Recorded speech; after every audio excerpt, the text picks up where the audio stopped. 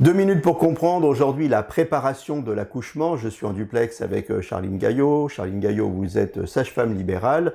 L'accouchement, c'est essentiel de bien le préparer pour se donner toutes les chances que ça se passe bien. Effectivement, donc la préparation à la naissance est faite pour ça, pour se préparer. En réalité, si on veut rentrer dans le détail, le vrai terme, c'est préparation à la naissance et à la parentalité. En fait, le but, c'est vraiment de se préparer à l'accouchement, certes, mais également à la suite au postpartum, au fait d'être parent. Donc cette préparation à la naissance n'est pas obligatoire, elle est quand même vivement recommandée, et que ce soit le premier enfant ou qu'on ait déjà eu des enfants.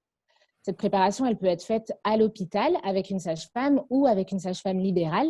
Et il existe, on va dire, deux grands types de préparation à la naissance. La préparation à la naissance théorique, c'est souvent la plus connue.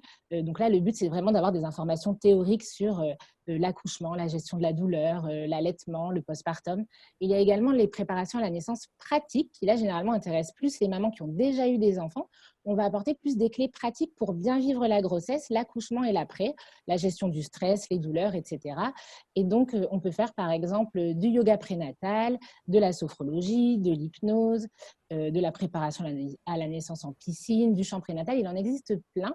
Et ça peut être intéressant, du coup, même pour les patientes qui ont déjà eu des enfants, parce que souvent, elles pensent qu'elles n'ont plus rien à apprendre, mais la préparation à la naissance, c'est aussi un temps pour soi et pour cette grossesse, pour se préparer à nouveau devenir parent et prendre du temps pour soi. Ça fait toujours du bien, qui plus est quand on a déjà des enfants à la maison.